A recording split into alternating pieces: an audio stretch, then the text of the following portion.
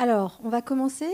Bonjour à tous, je suis Valérie Lespès, je suis journaliste à l'APM, l'agence de presse médicale, APM News et Géronto News. Et je suis ravie d'être avec vous ce matin pour cette table ronde sur les leçons de la crise et l'esprit d'initiative et d'innovation dont ont su faire preuve les établissements et services médico-sociaux et dont font preuve encore les établissements et services médico-sociaux.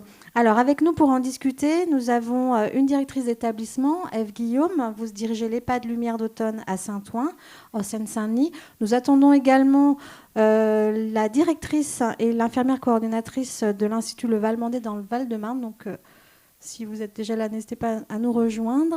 Non, bon, c'est pas grave. Nous accueillons aussi le professeur Achille Tchala, vous êtes chef de pôle en médecine gériatrique au CHU de Limoges. Vous êtes accompagné de votre directeur général, Jean-François Lefebvre. Vous nous expliquerez la partie sanitaire de cette table ronde. Et puis avec nous aussi le professeur Bernard Bioulac. Vous intervenez ici, alors je n'énumère pas vos nombreux faits de gloire, mais vous êtes là ici en tant que directeur adjoint de l'espace régional éthique de Nouvelle-Aquitaine. Évidemment, on ne pouvait pas parler des leçons de la crise sans parler d'éthique, puisque ce sont des questions qui ont beaucoup agité le secteur médico-social. Je le disais, la crise sanitaire, qui n'est pas finie malheureusement, a obligé et oblige les établissements et services médico-sociaux à faire preuve d'inventivité pour assurer leur mission.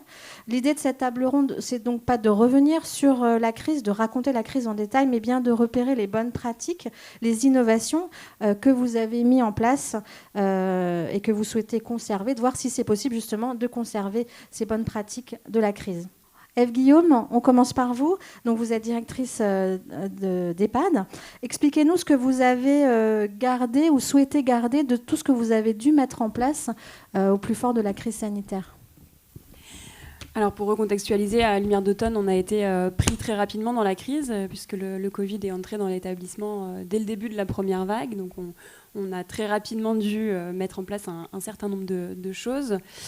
Dans les choses qui ont été mises en place et qui ressortent vraiment de cette crise, il y a tout l'aspect des coopérations qui aujourd'hui doivent perdurer et doivent continuer à évoluer. À la fois les coopérations entre EHPAD sur le territoire de la Seine-Saint-Denis où se situe mon établissement, on a un groupement de coopération sanitaire et médico-sociale qui finalement avant la crise avait peu de matière, ou en tout cas commençait seulement à poser ses bases. Et la crise a vraiment fait évoluer les nécessités de mutualisation, de travailler ensemble sur un projet commun, tout simplement parce que ce dont on s'aperçoit lorsqu'on dirige un établissement de 80 lits, c'est que c'est compliqué de bénéficier de toutes les compétences parce que c'est une taille qui est relativement petite et qu'on a besoin de s'associer ensemble pour pouvoir développer certaines compétences. Donc depuis la crise, on a par exemple recruté une ingénieure qualité qui est mutualisée sur 4 EHPAD publics, qui nous permet vraiment de pouvoir travailler sur des processus, des procédures, mettre en place une vraie démarche et une politique qualité sur nos établissements. Il y a aussi les coopérations entre établissements médico-sociaux publics, puisque pendant la crise, certains établissements du secteur du handicap ont fermé leurs portes temporairement et n'ont pas accueilli leur public. Et donc on a accueilli dans notre établissement des professionnels de ces établissements-là qui souhaitaient quand même prêter main forte au système de santé. Et on a découvert des nouveaux métiers. Parce qu'on a des orthoptistes, des éducateurs spécialisés, des moniteurs éducateurs qui sont venus dans nos établissements. Et on s'est rendu compte que c'était une vraie richesse. Et on s'est rendu compte que ces métiers-là pouvaient aussi avoir un vrai bénéfice auprès de notre public des personnes âgées, notamment parce qu'en EHPAD public, on accueille souvent un public assez précaire, qui a aussi des pathologies psychiatriques, et qu'on a besoin de faire venir aussi des compétences du secteur de la psychiatrie dans nos EHPAD, qui aujourd'hui sont plutôt tournés vers le secteur sanitaire médicalisé. On a aussi travaillé énormément avec la filière gériatrique, pour nous du centre hospitalier de Saint-Denis, qui, pareil, était un peu avant la crise, au commencement, et tâtonnait un petit peu sur les missions qu'elle pouvait développer. Et on voit là, aujourd'hui, alors je ne vais pas dire à la sortie de la crise, parce que je ne suis pas bien convaincue qu'on en soit réellement sorti, mais en tout cas, aujourd'hui, on travaille vraiment main dans la main, et on est en train de penser vraiment des projets communs, notamment en se tournant vers le domicile, en en pensant le fait que l'EHPAD demain n'est pas forcément l'EHPAD qui accueille des personnes physiquement chez elles en hébergement permanent, mais qu'elle doit aussi penser d'autres modes d'accompagnement et mettre à disposition du territoire ses compétences. Et donc avec la filière gériatrique, on réfléchit à ouvrir des places d'EHPAD hors les murs, en bénéficiant à la fois des compétences de notre hôpital de proximité et aussi des compétences de l'EHPAD, et tout ça en partenariat avec les services à domicile, les SIAD, les CCAS. On s'est aperçu aussi de la nécessité de médicaliser, parce que même si les EHPAD sont des lieux de vie et qu'il faut qu'ils restent des lieux de vie, il y a ce deuxième versant aussi, qui est qu'on accueille de plus en plus des personnes très dépendantes. Et la crise nous a montré qu'on manquait de temps médical, qu'on manquait de certaines compétences paramédicales aussi. Et aujourd'hui, on a la volonté, en tout cas, d'aller vers une plus forte médicalisation. Nous, dans notre établissement, nous allons passer à ce qu'on appelle le tarif global en janvier, ce qui va nous permettre de salarier potentiellement des médecins et d'avoir en tout cas plus de capacité à accompagner le projet médical aujourd'hui, puisque jusqu'à présent on travaillait énormément avec le monde libéral, mais le monde libéral a aussi ses propres préoccupations et c'est difficile de parfois réussir à les emmener avec nous sur les projets structurants de nos établissements. Donc normalement ce mode de fonctionnement devrait nous permettre aussi de vraiment structurer notre politique médico-soignante dans l'établissement. Voilà, il y a la nécessité aussi, j'en ai un peu parlé, mais de construire des parcours et de ne plus penser à l'EHPAD en hébergement permanent, de penser à des nouveaux modes d'hébergement, à nous laisser la capacité d'innover, parce que finalement, pendant cette crise, on s'est beaucoup adapté, on a été relativement agile, et on nous a laissé être agile. Et je crois que ça, il faut qu'on le garde aussi pour après. Il faut qu'on nous donne cette capacité de pouvoir innover relativement facilement et tester des nouveaux modes d'accompagnement de nos résidents. Et justement, est-ce que vous avez l'impression que l'agilité que vous réclamez, vous allez la garder ? C'est-à-dire que est-ce que l'ARS ne revient pas à ses anciens travers éventuels, on pourrait dire, en vous disant bah non, ça rentre pas dans les cases, donc c'est pas possible? Alors on a été un peu pris dans un tourbillon depuis la rentrée de septembre, en tout cas nous avec l'Agence régionale de santé Île-de-France, notamment parce qu'il y a eu le fameux plan de rebond avec la CNSA et des grosses subventions. Donc aujourd'hui, on nous a en tout cas demandé d'essayer de tester des choses. Et on participe à des groupes de travail avec l'ARS pour réfléchir à comment on met en place l'EHPAD territorial, comment on met en place l'EHPAD hors les murs. Donc on a le sentiment, en tout cas, aujourd'hui, que ça y est, on y va. L'EHPAD hors les murs, ça fait des années qu'on en parle. Il y a quelques EHPAD qui ont réussi à l'expérimenter, mais finalement, c'est resté des exceptions.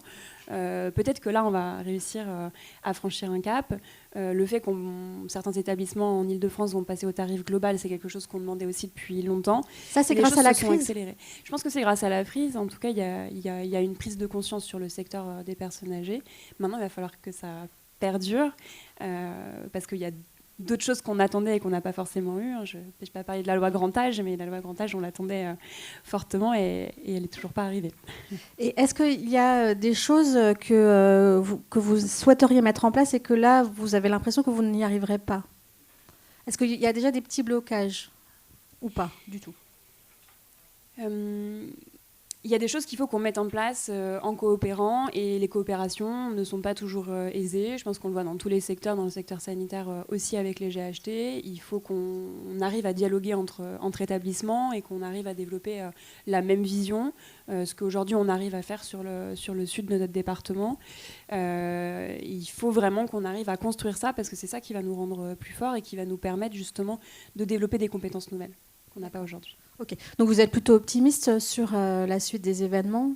La crise a été un accélérateur incroyable a priori d'innovation. Donc vous êtes plutôt optimiste sur le fait que ça peut se concrétiser pour de vrai de façon pérenne. Si on veut avancer, je crois qu'il faut rester optimiste, sinon c'est compliqué. Merci beaucoup Ève Guillaume. Je vais passer de l'autre côté du spectre, on va dire, avec le CHU de Limoges. Je vais d'abord vous donner la parole. Donc vous êtes le directeur général du CHU de Limoges, qui est depuis longtemps très innovant en matière de gériatrie, grâce notamment au professeur Tchala. Donc, peut-être un petit mot d'introduction avant que le professeur Tchala nous explique ce qui a été mis en place et ce qui perdure encore aujourd'hui sur ce sujet-là. Oui, merci beaucoup. Bonjour à tous. Quelques mots qui vont venir en résonance des propos de notre collègue qui traduit bien ce que nous avons vécu. CHU de Limoges, il est dans un GHT du Limousin un peu particulier par sa taille, puisqu'il réunit 18 établissements. Et le professeur Tchala va vous présenter le réseau que nous avons animé depuis à peu près 20 mois. Et c'est vrai que la crise sanitaire a été un facteur d'accélération dans ce cadre-là. Peut-être 2 temps. On a une gestion de crise, bien sûr, comme tous, qui nous a rapprochés. Les 18 établissements du GHT et les 50 EHPAD du Limousin qui ont été en relation constante avec l'équipe du professeur Tchala. On a géré ensemble l'incertitude de la première période de crise, même si cette période elle a été 1 fois, 2 fois, 3 vagues les unes après les autres. Ça a été des moments importants. Ça a été des moments aussi d'exutoire pour nous tous face à ce que nous vivions dans nos structures médico-sociales, mais aussi de court séjour. On est rentré dans une deuxième période, le professeur Tchala va vous le présenter, qui vient pérenniser un mode de fonctionnement en réseau, qui n'est pas du tout un réseau vertical, mais en contraire très très horizontal, où la relation avec nos EHPAD s'inscrit maintenant dans une régularité de réunions, de rencontres, de soutien sanitaire, certes, mais aussi des réflexions sur ce que l'EHPAD peut être aussi demain, d'une plateforme encore plus ouverte qu'ils ne l'ont été jusqu'à présent. On voit que nos EHPAD ont été les premiers centres de vaccination aussi en France. On voit combien ils sont ouverts dans leur territoire, combien nos centres hospitaliers aussi ont été les premiers appuis auprès d'eux. Donc il y a une hiérarchisation du rôle de chacun qui, avec cette crise, avec le soutien que nous avons mis en place, met en place un nouveau mode de fonctionnement qui est pour nous en tout cas tout à fait acté. Mais je laisse la parole au professeur Tchala qui va mieux le présenter que moi. Avant de vous laisser la parole, un petit mot quand même. On dit beaucoup on raconte beaucoup ce que les établissements sanitaires ont apporté aux EHPAD, mais est-ce que les EHPAD vous ont apporté quelque chose ? Beaucoup d'enrichissement. Quand je dis un exutoire qu'on a vécu avec Achille Tchala, on a animé toutes ces réunions. Nous avons beaucoup partagé les incertitudes, les questionnements, les recherches d'interprétation de sens qu'il fallait donner à, on le sait bien dans la salle, toutes les injonctions contradictoires que l'on a eues. Les documents que nous recevions, qui étaient d'ailleurs très bien faits, très explicites, mais vous aviez dans tous les cas une phrase sur 2 qui vous donnait tort. Et donc c'est avec beaucoup de modestie que nous avons abordé cette crise. On a beaucoup partagé, on s'est beaucoup rassuré ensemble, on est venu très en soutien. Et en même temps, toutes ces structures, elles ont été les premières avant-gardes, les premières digues qu'il fallait tenir coûte que coûte. Parce que cette crise, et je pourrais évoquer la vaccination, elle vise à quoi ? À protéger les hôpitaux d'un envahissement de patients lourds qu'on ne savait pas gérer. Bon. Donc l'EHPAD a été, pendant cette crise sanitaire, cette première digue qu'il fallait tenir coûte que coûte. Et le gouvernement, qui a une attention très particulière à l'égard de nos aînés, je crois, a eu raison, effectivement, d'apporter un soutien par la vaccination, par toutes les mesures qui ont été prises. Et ce que va vous présenter le professeur Tchala a été, dans cet état d'esprit, de protéger coûte que coûte nos plus aînés. Ok. Alors, allez-y, professeur Tchala, qu'est-ce qui a été mis en place au CHU de Limoges ? D'abord, merci pour cette invitation. Et effectivement, je m'inscris totalement dans les propos de M. Lefebvre, notre directeur général, et en même temps de ce que vous venez de dire, le point de vue de l'EHPAD, la difficulté qui était cette crise Covid et qui en même temps apporté de vraies solutions, d'innovation.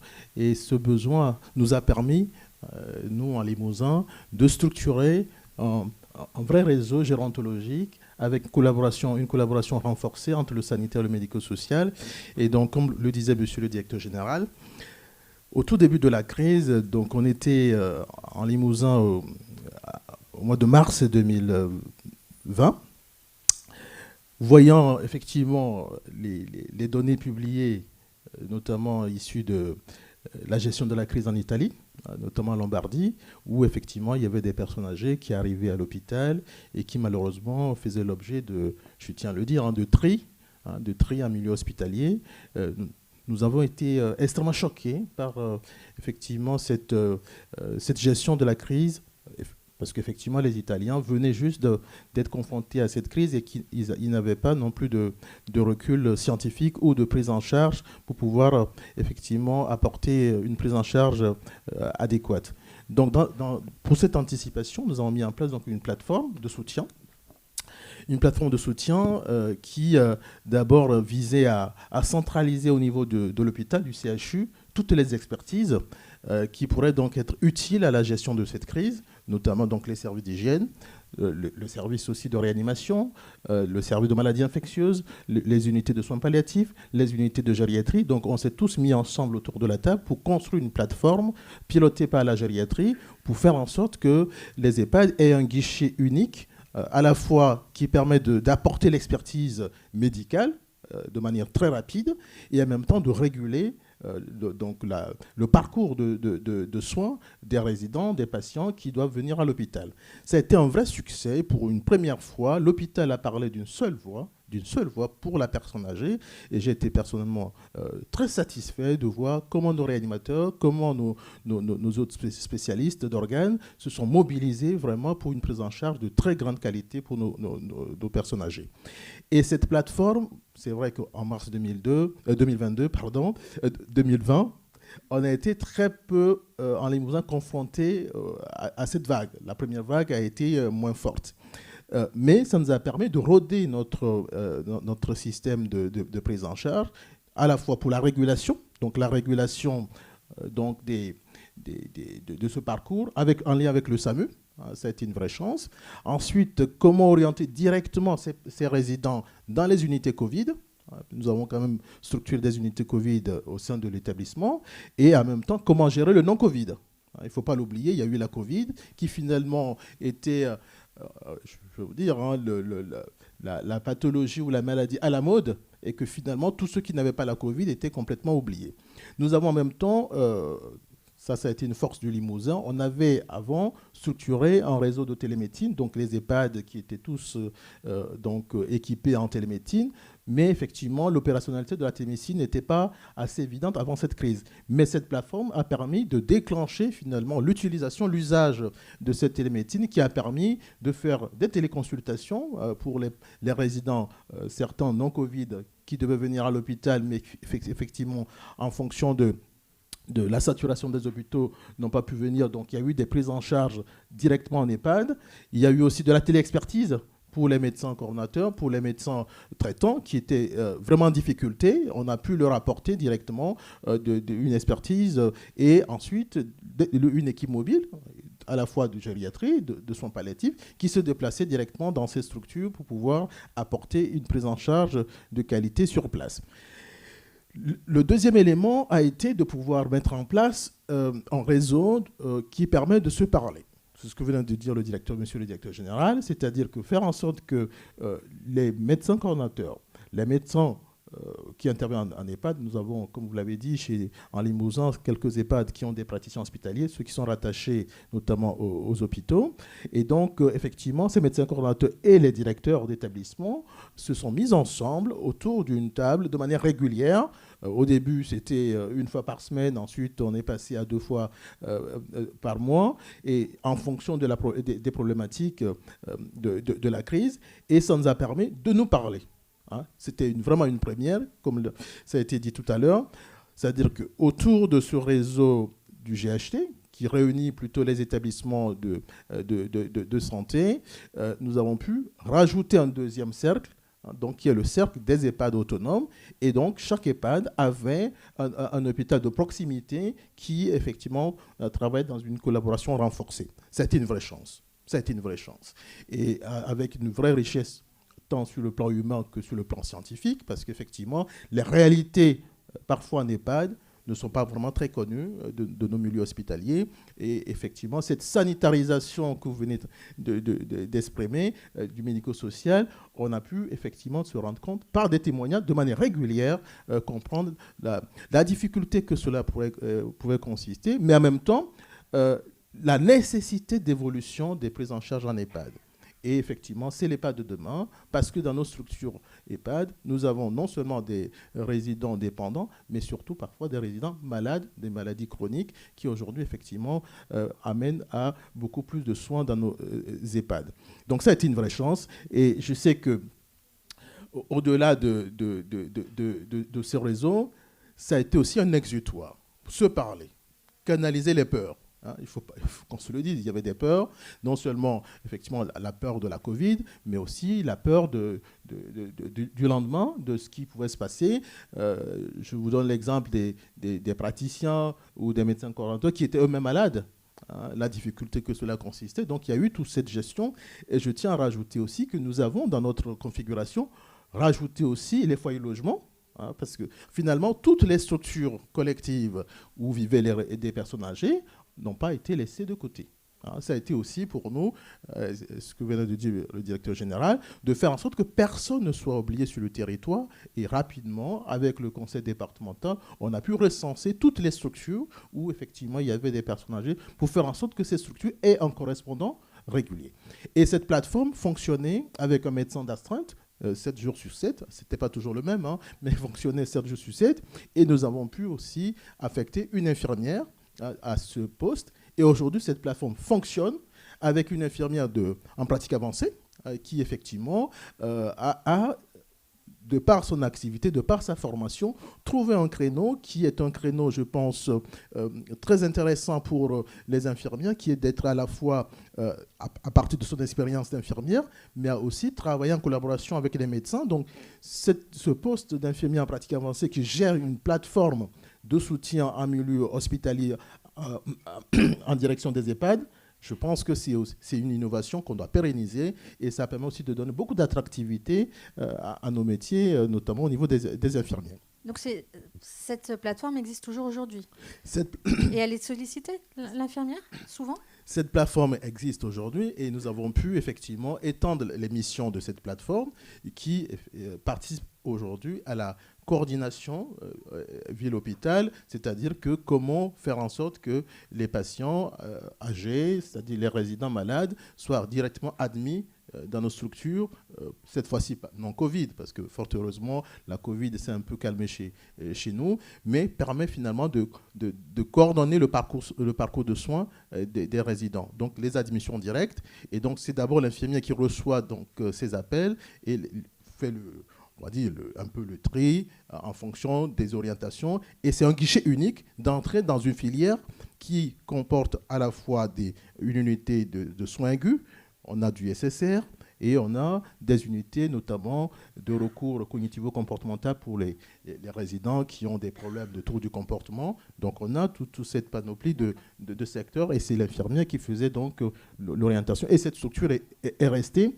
Et le troisième point que je souhaite aussi relever, c'est au-delà de la création de ce réseau de gérontologie qui va au-delà du GHT et de cette plateforme, il y a finalement aujourd'hui la collaboration que le CHU a pu finalement pour faire en sorte que nos EHPAD soient des relais gériatriques de proximité.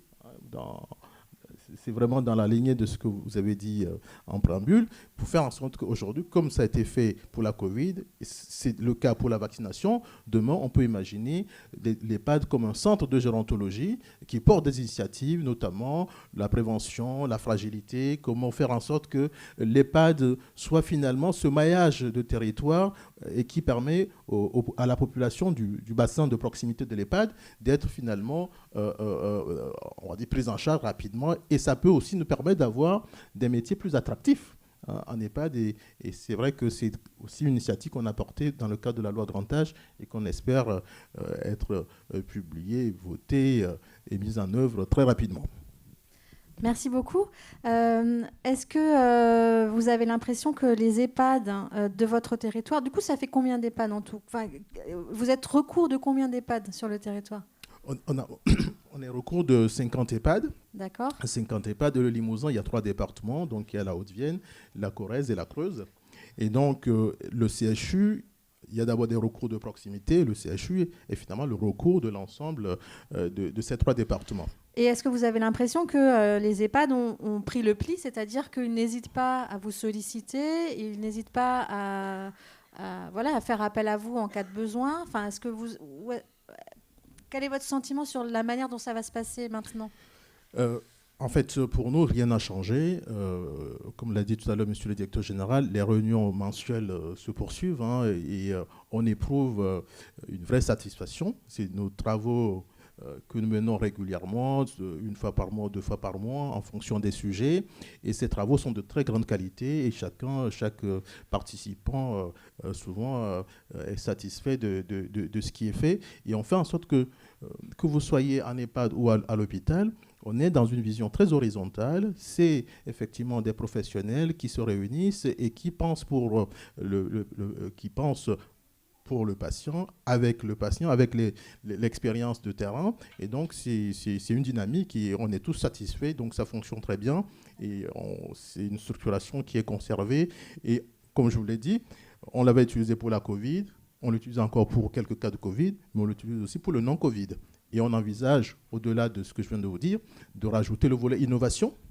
Innovation en termes de recherche, parce que le CHU porte la recherche aussi, de faire en sorte que la recherche puisse se développer dans nos EHPAD et permettre à ce que nos infirmières en EHPAD, nos praticiens en EHPAD puissent porter des projets du médico-social. Et je pense que c'est l'enjeu de demain. Et donc le CHU doit porter aussi, pas faire la recherche à la place de ceux qui interviennent dans l'EHPAD, mais les accompagner, mettre des outils à disposition. Et donc, on a pu créer aussi un laboratoire de recherche universitaire pour accompagner et soutenir les initiatives de recherche en EHPAD. D'accord. Et vous avez, par exemple, déjà défini des sujets de recherche que vous pourriez nous... Tout à fait. Et un des premiers sujets, c'est la gestion des troubles du comportement. Comment les infirmières dans la proximité peuvent utiliser la télémédecine pour faire effectivement la régulation, parce qu'à chaque fois, quand il y avait des patients, des résidents qui avaient des troubles du comportement, on les sortait de la structure. Aujourd'hui, il faut faire en sorte que l'infirmière puisse, par exemple, faire de la téléexpertise. Donc, c'est vraiment une pratique avancée. Et donc, cette téléexpertise permet à l'infirmière directement de pouvoir modifier sa pratique et avoir le conseil au bon moment sans forcément sortir le patient. Il y a un deuxième point, c'est l'utilisation de l'intelligence artificielle avec des algorithmes décisionnels qui permettent aux infirmières, je prends le cas, c'est surtout celui-là d'Ordogne, de faire en sorte que les infirmières n'aient pas directement recours au médecin traitant ou transférer le patient directement aux urgences, mais que cette intelligence artificielle avec les algorithmes permette à l'infirmière apporte finalement une aide à la décision pour éviter les hospitalisations évitables aux urgences, comme on le voit, parce qu'hospitaliser un patient qui ne doit pas aller aux urgences, effectivement, c'est plutôt une perte de chance. Donc, il y a ce sujet-là, et sans oublier, il y a la gestion comme on l'a dit, de la douleur et toutes ces questions d'hygiène. Aujourd'hui, on met en place aussi des projets autour de l'hygiène. Comment on fait sur le plan scientifique, académique, pour pérenniser des mesures d'hygiène qui, au départ, relevaient un peu du sanitaire, qui aujourd'hui, finalement, doivent s'appliquer et, on l'espère, maintenues en EHPAD, mais adaptées. Donc, il y a une innovation apportée dans ce sens-là. Donc, il y a des infirmières qui portent aussi ce projet de mise en place de ces mesures d'hygiène en EHPAD, accompagnées par notre unité d'hygiène et le docteur Pestoury. D'accord, merci beaucoup, c'est très complet. Ève Guillaume, peut-être un mot de commentaire sur ce qui se passe autour des CHU de Limoges? C'est très intéressant. Moi, sur le volet recherche, je suis persuadée qu'il faut absolument que la recherche aille vers les EHPAD et qu'on ait un vrai service public médico-social, en plus du service public à l'hôpital, avec ce versant recherche et ce versant enseignement aussi, parce que je suis assez convaincue que si on avait un peu plus d'étudiants en médecine qui passaient dans nos EHPAD, on aurait une attractivité aussi différente de nos établissements et une meilleure interconnaissance, parce que vous en avez parlé pendant la crise, ce dont on s'est rendu compte, c'est que nos interlocuteurs hospitaliers, bien souvent les urgentistes, ne connaissaient pas forcément le fonctionnement des EHPAD et on nous renvoyait parfois des résidents qu'on n'était pas en capacité de prendre en charge correctement sur le plan médical. Et ça a été extrêmement compliqué parce ça a été d'autant plus visible pendant la crise, même si c'était déjà le cas depuis des années. Et je crois que c'est ça aussi qui nous a fait connaître la crise, c'est qu'il faut absolument que les secteurs se parlent, que effectivement les EHPAD se médicalisent d'autant plus pour répondre à ce besoin-là, mais que l'hôpital aussi comprenne les enjeux de l'EHPAD et son fonctionnement. Merci. Merci beaucoup, professeur Tchalla. On va passer à un autre sujet qui a beaucoup agité le secteur médico-social, pas que le secteur médico-social, mais singulièrement le secteur médico-social. Ce sont toutes les questions éthiques qui ont été nombreuses pendant la crise, puisque dans les EHPAD, on a vécu des situations totalement inédites avec la fermeture totale des établissements, ce qui n'est jamais arrivé et ce qui, j'espère, n'arrivera plus jamais. Enfin, je pense n'arrivera plus jamais. Alors, avec vous, professeur Bouliac, alors, est-ce que professeur Tchalla, vous voulez...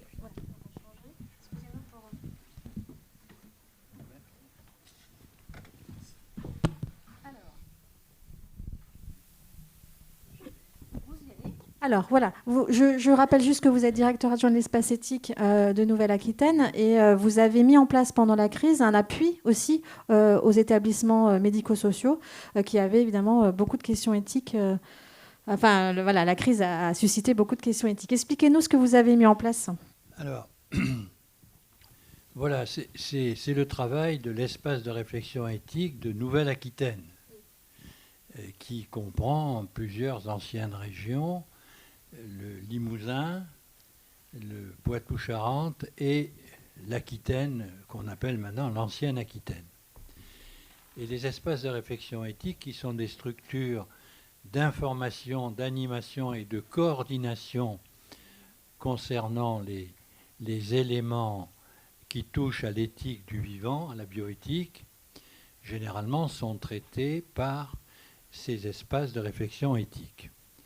Je signale que donc c'est un travail coopératif que nous avons mené. Le directeur à ce moment-là de l'espace de Nouvelle-Aquitaine était le professeur Gilles de Poitiers. Madame Fiorenza Gasque, qui est praticien hospitalier au CHU de Limoges, était la responsable du site de Limoges et moi j'étais le responsable du site de Bordeaux. C'est donc un travail conjoint qui a été fait.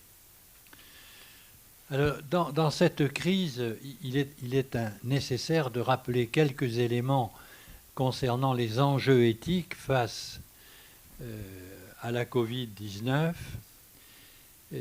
Un des enjeux majeurs est d'engager la société tout entière dans une démarche de responsabilité et de solidarité. Et ceci dans un contexte de prise de décision en situation d'incertitude. Les décisions doivent répondre à l'exigence fondamentale du respect de la dignité humaine. La valeur de l'individu, de chaque personne, doit être reconnue comme absolue, intangible dans les lois de bioéthique françaises. Et le respect en particulier de deux grands principes, le principe de justice, il ne faut pas aggraver les injustices, et le principe d'égalité. Nous devons tendre vers une forme d'égalitarisme pondéré par la nécessité de priorisation des ressources qui ne sont pas inextensibles. Et là, le Comité national d'éthique rappelait que la dignité d'une personne n'est pas tributaire de son utilité. La pensée utilitariste ne fait pas partie, et c'est une bonne chose, des lois bioéthiques françaises. Ouais, d'accord. Alors, il y avait un autre enjeu qui découle du premier, c'est la confrontation entre le principe d'autonomie, l'exercice des libertés, et par ailleurs, la solidarité, qui consiste à permettre au plus grand nombre de personnes d'exercer leur liberté, leur autonomie. Exemple, un refus de soins favoriserait la propagation, c'est une attitude difficilement acceptable. D'où des mesures contraignantes de confinement, de réquisition, de restriction. Mais nécessité de rester, nous sommes dans une démocratie, conforme à la loi qui a des objectifs légitimes d'intérêt général, en sachant que la durée doit être limitée. Alors c'est dans cet esprit que le CCNE, le Comité consultatif national d'éthique, a inscrit dans sa contribution du 13 mars 2020, qui a été une contribution très importante, c'est une recommandation plus qu'une contribution, une réflexion éthique de soutien auprès des équipes soignantes paraît essentielle. Elle pourrait prendre la forme d'une cellule de soutien éthique et bénéficier de l'appui des agences régionales de santé, des ARS, et des espaces de réflexion éthique, en l'occurrence le nôtre, l'ERENA, et s'appuierait aussi sur les groupes éthiques cliniques des CHU. Les CHU sont dotés de groupes d'études cliniques extrêmement actifs. Donc l'ERENA, dans cette perspective, a créé une cellule de soutien éthique par site, par grand site. Un à Limoges, un à Poitiers et un à Bordeaux. Nous avons été saisis de 104 sollicitations, de 104 saisines. Les EHPAD représentent 65% dans ces demandes. Vous étiez nos contributeurs naturels, difficiles souvent. Les centres hospitaliers non CHU, 14%. Les établissements spécialisés vis-à-vis des adultes enfants handicapés, les ESAT, les CAT, les IME, 11%. Les CHU nous ont quand même un peu sollicités à hauteur de 6,5%.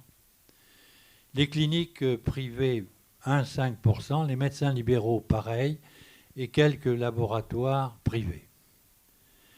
Alors, quels étaient les principaux questionnements posés lors de ces saisines? Tout d'abord, les questions récurrentes étaient fréquentes, je l'ai indiqué tout à l'heure, au niveau des EHPAD. Comment gérer les patients déments, contaminés et déambulants? C'était une question majeure, très récurrente, très itérative. Il fallait donc trouver l'équilibre entre la dignité, la liberté, l'équité, la solidarité, la sécurité et les réglementations de circulation dans l'établissement. Le problème de l'isolement des patients Covid. Quelle surveillance? Surveillance par caméra, contention physique ou chimique, question difficile. Les déficits polysensoriels et cognitifs chez des personnes qui doivent être stimulées et qui se trouvaient en situation d'isolement étaient possiblement aggravés par cette coupure de stimulation cognitive. Le consentement chez les personnes vulnérables, par exemple pour un prélèvement nasopharyngé profond, comment obtenir le consentement, ensuite la vaccination. Le décès des patients Covid a posé beaucoup de problèmes, avec l'incompréhension d'un premier décret, monsieur le directeur général, le premier décret et les dispositions funéraires du 1er avril 2020, qui a posé des difficultés énormes avec l'impossibilité d'avoir accès aux défunts qui étaient mis d'emblée dans des housses et dans les cercueils, avec difficulté pour la famille de le voir, le patient une dernière, enfin le décédé une dernière fois.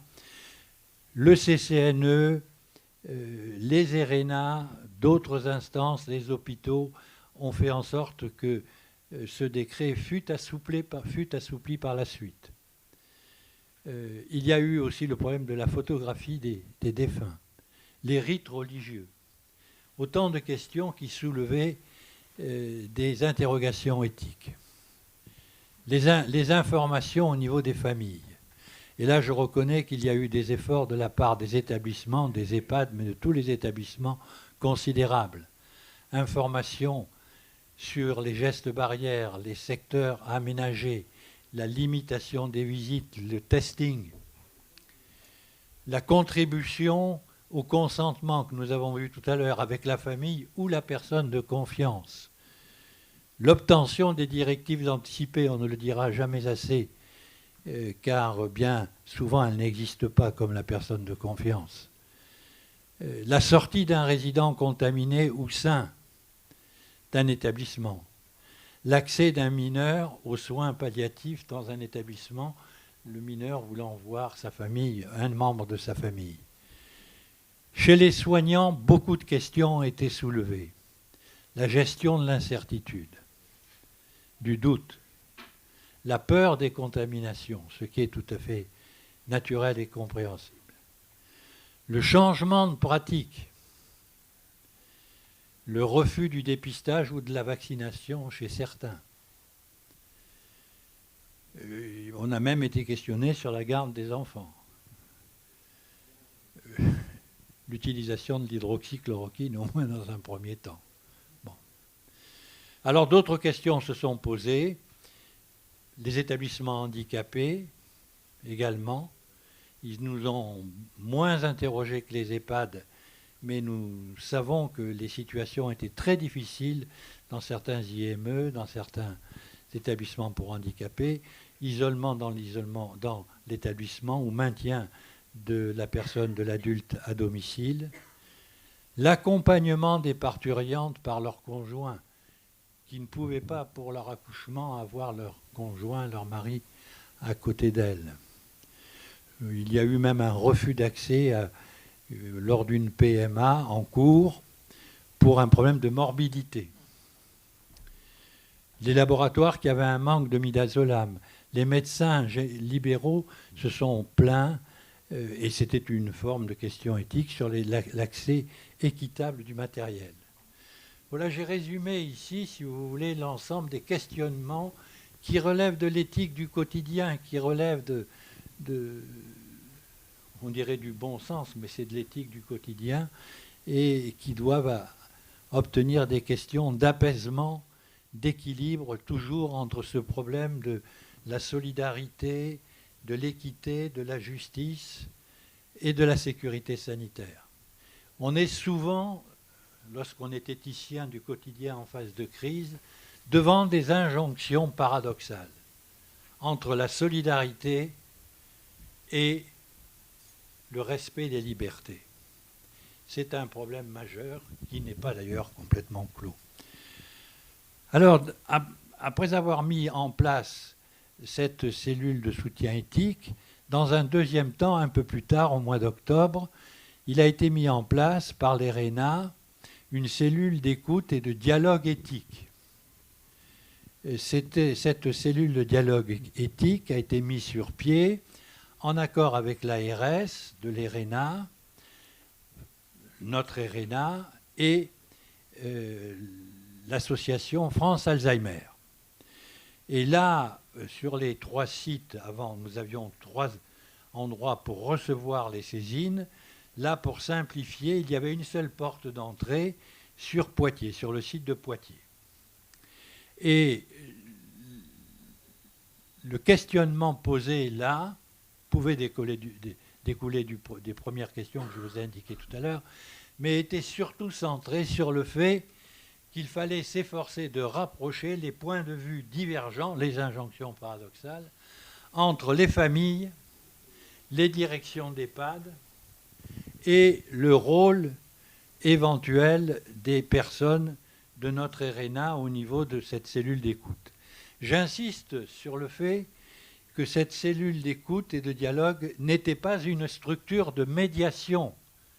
Nous avons bien fait attention à ne pas rentrer dans des responsabilités qui pouvaient relever du judiciaire et qui n'étaient pas du tout de notre fait. Nous n'avions pas à prendre parti ni pour les familles, ni pour les directions ou contre les directions d'EHPAD qui, dans cette difficulté, étaient souvent attaquées, vous le savez bien, madame, de façon fort injuste la plupart du temps. Alors, cette cellule, vous le voyez, a été sollicitée par 15% des EHPAD de la Nouvelle-Aquitaine. Il y a eu un emballement vers la région, vers le temps de novembre, décembre. Puis avec la vaccination, cela a diminué. Ça a de nouveau eu un pic moins élevé vers le mois de mars, avril, mai.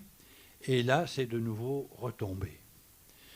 Et on peut dire que pour résumer les questions, c'était souvent beaucoup de souffrance et d'incompréhension. Les familles ont tablé sur le fait que la vaccination allait tout régler. Or, la vaccination, au moins dans un premier temps, dans les relations, on n'a pas tout réglé. Et là, il y a eu des incompréhensions, il y a eu la perception d'incohérence dans la surinterprétation des recommandations, avec une perte de confiance quelquefois de la part des familles, des institutions publiques. Et également, bien sûr, c'est toujours le problème d'une situation qui s'éternise et qui augmente ses incompréhensions.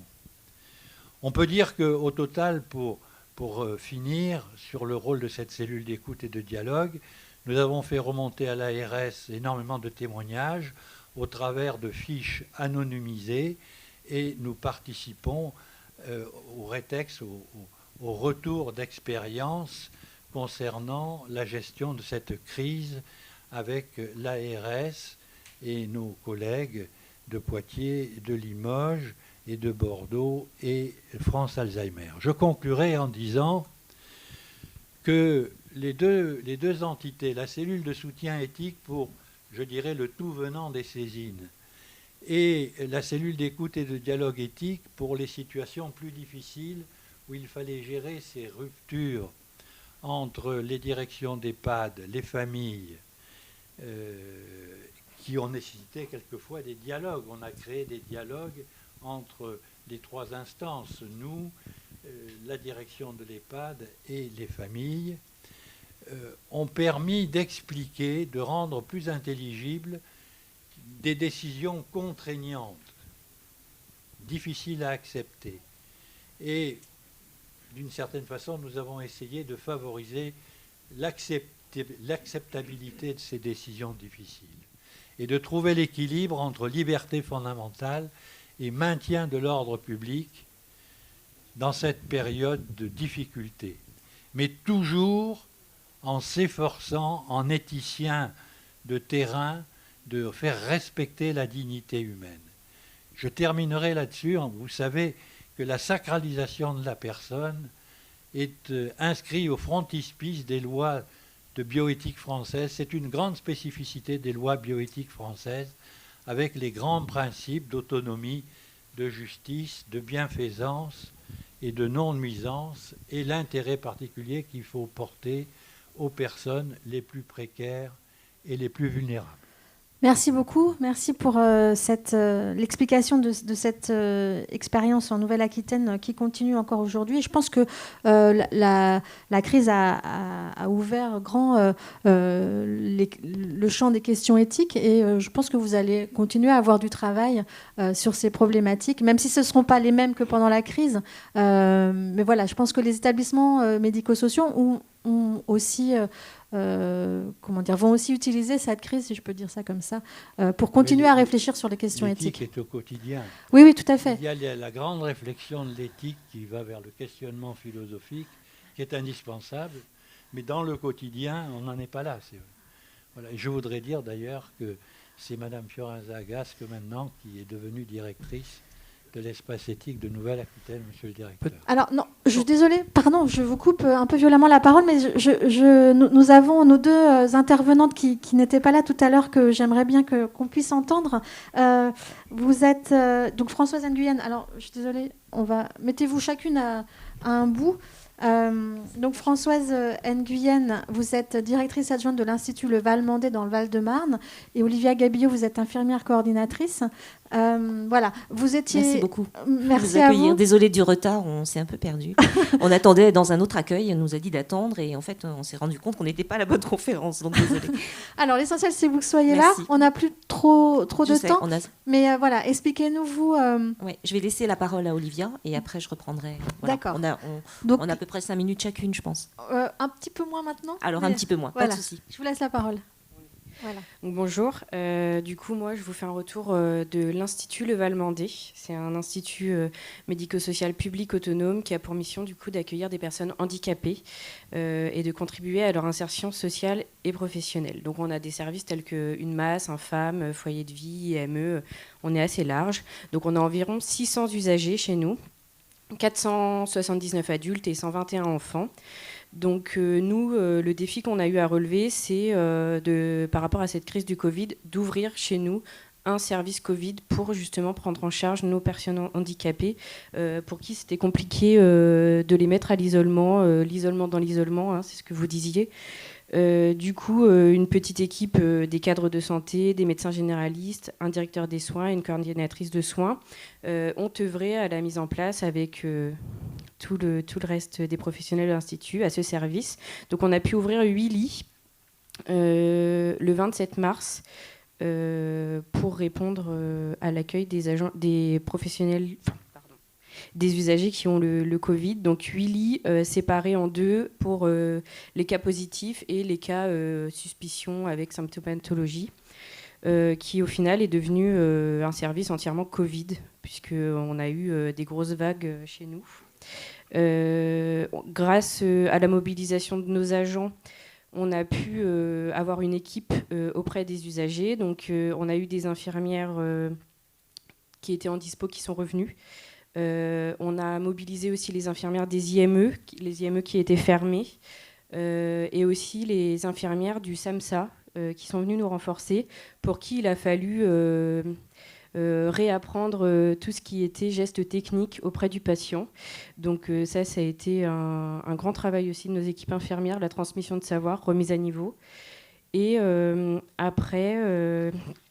du coup, on a aussi mis en place, par rapport à l'équipe soignante, une garde, en fait, comme les médecins et les infirmières qui étaient disponibles. Une astreinte, merci. Une astreinte infirmière la nuit pour justement être auprès de nos équipes qui n'étaient pas forcément soignantes tout le temps et les rassurer.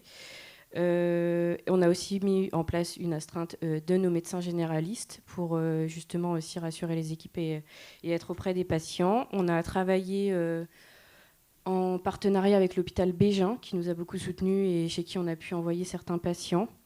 Et du coup, on a réussi à maintenir ce service jusqu'au mois de mai. Et ça a été très utile pour nous, pour nos patients, de se sentir accompagnés au sein de notre institut avec des personnes qui connaissent, plutôt que dans un hôpital où ça aurait été encore plus dur pour eux, de par notamment leur handicap.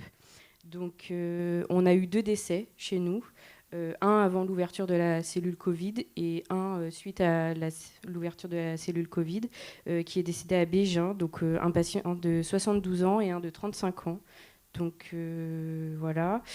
En tout, on a eu 66 usagers qui ont été Covid positifs et donc 47 patients qui étaient internes dans notre établissement, donc qui faisaient partie de la masse ou du FAM.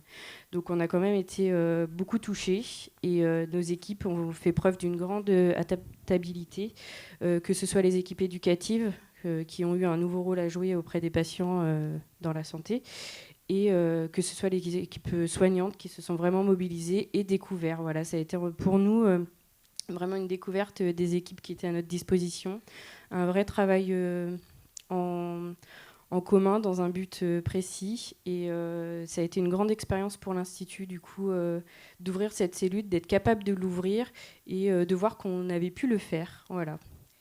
Donc, je ne sais pas si Madame Nguyen veut rajouter quelque chose. Non, je crois que on va faire court, donc je vais poursuivre, Olivia.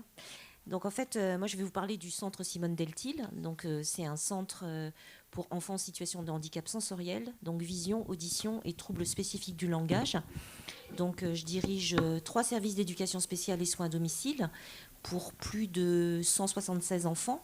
Donc ce sont les professionnels qui vont sur les lieux de vie des enfants et essentiellement les écoles, les crèches, les lieux de loisirs. Donc là, pendant la période Covid, toutes ces activités se sont arrêtées, les enfants se sont retrouvés à la maison et de fait, il a fallu que les équipes se réorganisent.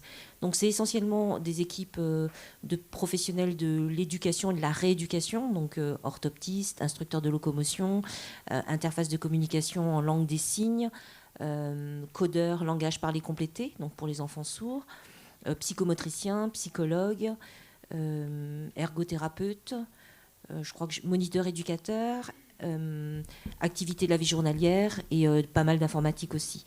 Donc en fait, sur ces 3 services d'éducation spéciale et soins à domicile et le centre d'action médico-sociale précoce, en fait, l'idée, c'était de ne pas laisser tomber les familles, puisque tout le monde était enfermé chez soi. Et donc en fait, ces professionnels ont d'abord pris des contacts téléphoniques, et ensuite, avec l'informaticien, on a pu tenter de mettre en œuvre des logiciels pour mettre en place les visioconférences, notamment avec les familles, puisque eux-mêmes n'étaient pas forcément équipés ou bien équipés ou ne savaient pas comment se débrouiller avec leurs ordinateurs. Et de passer de 100 lieux d'intervention, en fait, ils sont passés du présentiel à faire uniquement des visioconférences et des appels téléphoniques. Donc même pour les professionnels, ça a été compliqué, puisque les psychologues, initialement, n'avaient pas très envie de faire des prises en charge par téléphone. Et en fait, on s'est rendu compte que pour certaines familles, ça a été un point de départ où en fait pas forcément très motivés pour avoir des prises en charge, finalement se sont rendus compte que ce contact avec les psychologues au téléphone, c'était quelque chose d'important pour les familles. Donc on a pu continuer comme ça des prises en charge uniquement par téléphone pour ceux qui étaient équipés d'ordinateurs, puisqu'en fait on est en Seine-Saint-Denis, hein, donc tout le monde n'est pas équipé en ordinateur et ne sait pas forcément les manier, mais en tous les cas pour ceux qui étaient équipés en ordinateur, il y a pu y avoir des visioconférences. Pour des séances de psychomote, pour des séances de psychologie, pour de l'orthophonie, même des séances de groupe en psychomotricité. Donc ça a été intéressant. Et en fait, par rapport à la conclusion qu'on voudrait faire sur ce travail, c'est que d'une part, on avait pris soin auparavant de mettre en œuvre le dossier informatisé du patient, enfin de l'usager. Donc ça a été vraiment d'une grande aide, parce que c'était vraiment le moyen dématérialisé pour tous les professionnels de prendre les rendez-vous et pas de passer 10 000 coups de fil ou de passer par la messagerie, par les mails. Donc d'emblée, pour chaque enfant, on savait ce que chaque professionnel avait mis en œuvre et avait des transmissions. Donc ça, c'était important. Ça nous permettait aussi de savoir où on en était par rapport aussi au RGPD, donc au Règlement général de la protection des données. Et ça nous a permis aussi ensuite au retour au travail, on était au travail, mais en tous les cas à ce retour en présentiel, de pouvoir écrire la charte de télétravail qui vient d'être validée par le comité technique d'établissement et qui nous sert maintenant au quotidien en tout cas pour les équipes administratives, mais qui nous servira si éventuellement il y a un autre problème qui nous obligerait à être confinés. Mais en tous les cas, pour les professionnels, ça a été d'une part de se dire que ce dossier informatisé du patient, c'était important, puisqu'en fait, il ne lâchait pas le papier. Hein, donc voilà. Donc pour toute l'équipe, c'est important. Et ça montre que pour les établissements médico-sociaux, il y a vraiment aussi à la fois une forte capacité d'adaptabilité et d'agilité en cas de crise. Et en tous les cas, on a été en Seine-Saint-Denis parmi les établissements médico-sociaux qui n'ont pas fermé et qui ont continué leur activité. Voilà pour nous. Merci. Ça montre aussi ce qu'on disait tout à l'heure avec vous, Guillaume, que la crise a été accélérateur de bonnes pratiques. Et il y a des choses qui étaient dans les tiroirs depuis longtemps et qui peinaient à se mettre en place. Et grâce à la crise... c'était des agents du centre Simone Deltil dont je parlais tout à l'heure qui sont venus en renfort à Lumière d'Automne, notamment pendant la crise. D'accord. Ok. La boucle est bouclée. J'ai juste une petite question pour vous. Le service Covid donc, n'existe plus aujourd'hui, mais est-ce que les liens qui ont été tissés avec les personnels du SAMSA, par exemple, enfin, ce que vous disiez, est-ce que ça perdure ? Alors, du coup, oui, ça va perdurer de par l'arrivée aussi de notre nouvelle direction. C'est un souhait pour notre direction aujourd'hui de vraiment regrouper les infirmières, qu'elles se connaissent, qu'elles interagissent et qu'elles aient des buts communs dans leur mission à l'Institut et voilà, qu'on arrive à travailler plus ensemble. Je pense que les bases, elles ont été plus que bien posées pendant du coup cette crise et qu'il faut garder ça et travailler pour la suite voilà, avec une équipe vraiment soudée. D'accord. Très bien. Merci beaucoup. Je crois qu'il est l'heure. On va s'arrêter là. Merci à tous les intervenants d'avoir participé à cette table ronde. Désolée de vous avoir laissé si peu de temps, mais... Voilà. Et merci à vous tous dans la salle. Bon salon.